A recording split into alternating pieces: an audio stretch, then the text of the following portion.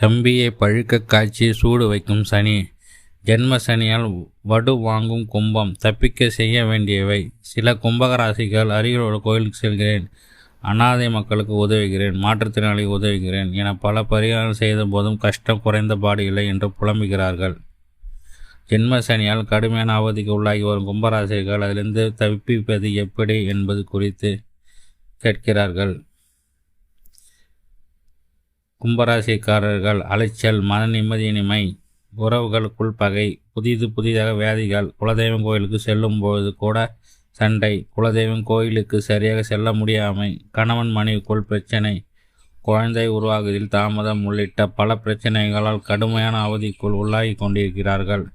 சில கும்பராசிக்காரர்கள் அருகில் உள்ள கோயிலுக்கு செல்கிறேன், அனாதை மக்களுக்கு உதவுகிறேன், மாற்றுத்திறனாளிகளுக்கு உதவுகிறேன் என பல பரிகாரம் செய்த போதும் கஷ்டம் குறைந்த பாடில்லை என்று புலம்புகிறார்கள். பரிகாரம் என்ன? கும்பராசிகர் மிகவும் திறமசாலிகள். அவர்கள் மரியாதை எதிர்பார்ப்பார்கள்.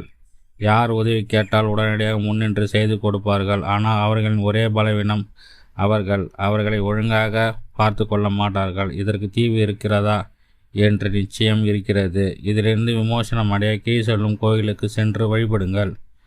முதலாவதாக கும்பகோணத்தில் உள்ள ஆதி கும்பேஸ்வரர் கோயிலுக்கு செல்லுங்கள். அங்கு செல்லும் நீங்கள் 11 விளக்குகளை ஏற்றி மனமுருக வழிபடுங்கள். சாமி வஸ்திரம் சாத்துங்கள். மேலே கர்ப்ப கிரகத்தின் எரியக்கூட விளக்கிற்கு சுத்தமான பசு நெய்யை வாங்கி கொடுங்கள். அந்த நெய்யை அங்கிருக்கும் குருக்களிடம் கொடுத்து உங்கள் கண்ணன் முன்னே ஊற்ற சொல்லுங்கள். பின்னர் காசி விஸ்வநாதர் கோயில் சென்று வழிபடுங்கள். அதன் பின்னர் வீரபத்திர கோயிலுக்கு சென்று வழிபடுங்கள். இதை ஒரு சனிக்கிழமை அன்று திட்டமிட்டு அன்றைய நாளே இந்த 3 கோயிலுக்கும் சென்று வாருங்கள்.